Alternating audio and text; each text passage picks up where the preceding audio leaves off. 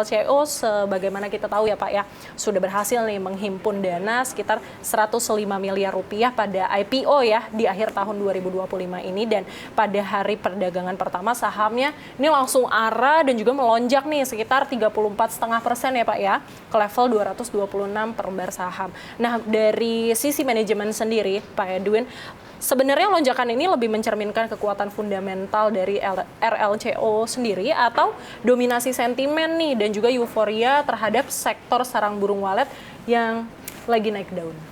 Mungkin kalau bisa digambarkan dari sisi perseroan itu, kami memandang apresiasi tersebut tidak semata soal euforia jangka pendek ataupun industri spesifik ya, maksudnya seperti sarang burung walet, karena itu juga ditopang oleh fundamental usaha dan arah pengembangan ke depan.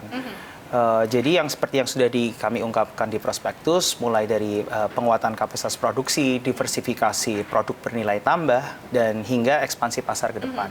Dan kami memposisikan bahwa RLCO adalah holding daripada perusahaan wellness and nutrition yang ke depan itu bukan hanya fokus terhadap satu ataupun dua ingredients, tapi ke depan kita akan juga mengarahkan produk-produk ke depan terhadap industri wellness dan beauty yang itu sebenarnya jauh lebih luas daripada apa yang kami miliki sekarang. Jadi bukan hanya berfokus pada sarang burung walet saja begitu ya? Betul. Kedepannya kita akan mengeksplor banyak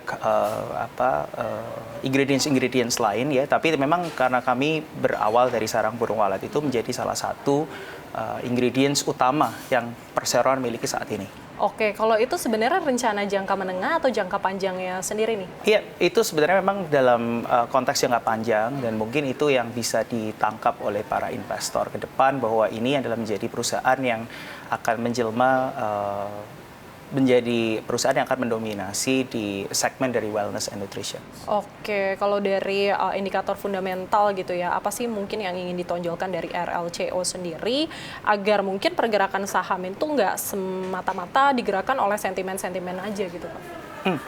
Jadi memang salah satu seperti yang sudah diungkapkan juga rencana perseroan di tahun 2026 kita akan menambah pangsa pasar. Yaitu di pasar regional di Asia Tenggara, terutama di Vietnam, Thailand, dan ada rencana di Philippines, dan akhirnya akan ada di Amerika Serikat juga.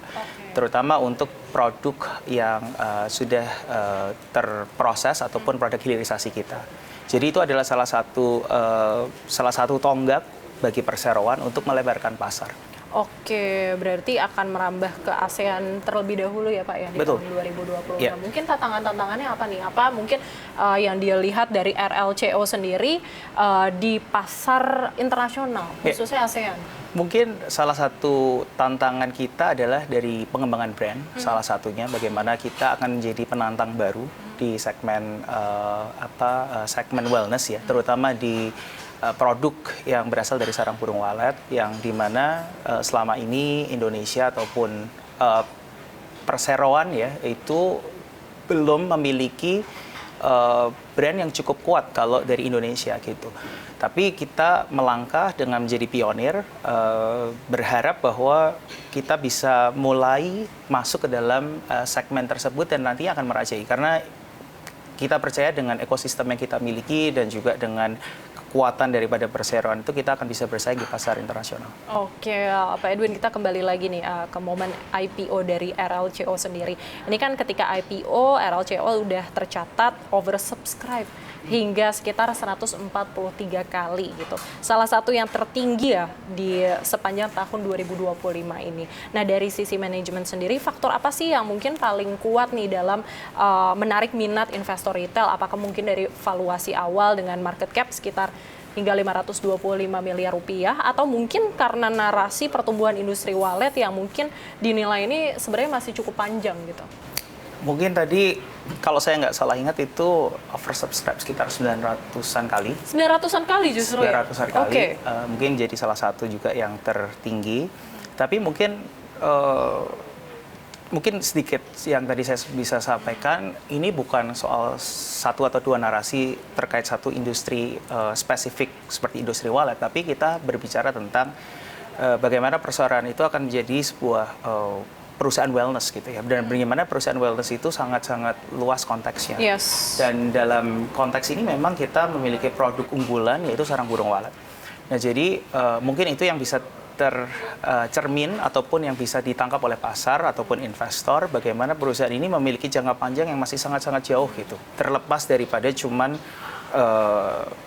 berkutat di dalam satu industri. Oke, berarti sebenarnya ya seperti balik lagi gitu. RLCO ini kan sebenarnya produk wellness. Nah, terkait produk wellness sendiri gitu ya, Pak Edwin, kalau Bapak melihatnya nih sekarang mungkin hingga 5 tahun ke depan itu bagaimana? Apakah akan besar atau gimana? Ya, sudah jelas pasti industri wellness itu kan sebuah industri yang sangat-sangat besar karena setiap dengan pertambahan GDP per kapita ataupun dengan perkembangan ekonomi, setiap orang pasti ingin lebih sehat. Yeah. Setiap orang kan lebih ingin sehat, setiap orang kan ingin punya umur lebih panjang, dan setiap orang akan selalu berusaha untuk menjadi lebih sehat. Nah, salah satunya dari produk tadi yang kami miliki yaitu sarang burung walet, dan kita mengembangkan dari produk hilirisasi daripada itu sehingga lebih mudah untuk dikonsumsi, lebih mudah untuk diakses oleh pasar. Dan yang tadi saya sempat sampaikan bahwa potensi daripada produk ini ataupun di industri ini bukan cuma ada di Indonesia ataupun di ASEAN, tapi benar-benar bisa akan dinikmati oleh ke seluruh dunia. Oke, selanjutnya Pak Edwin, berdasarkan prospektus ini kan ada sekitar 56,33% dana IPO yang dialokasikan untuk modal kerja, pembelian bahan baku, dan juga 43,67% itu untuk penyertaan modal ke anak usaha gitu ya di PT Real Food Winta Asia yang juga digunakan untuk bahan baku. Nah, secara konkret bagaimana sih struktur penggunaan dana ini yang mungkin akan meningkatkan kapasitas produksi dan juga skala bisnis dari RLCO? Ya, tentunya dengan modal kerja yang lebih kuat, kita perseroan akan dapat meningkatkan volume penjualan. Dan baik itu di tingkat holding ataupun itu di anak usaha, tadi seperti disampaikan di PT Real Food Winta Asia, dengan sebagai ilustrasi kita akan bisa meningkatkan kapasitas produksi dengan cukup, karena saat ini mungkin secara utilisasi masih dibilang masih di bawah yang kita harapkan, sehingga potensi ke depan itu masih sangat jauh dan kita bisa mengejar untuk pertumbuhan double digit growth. Oke. Nah,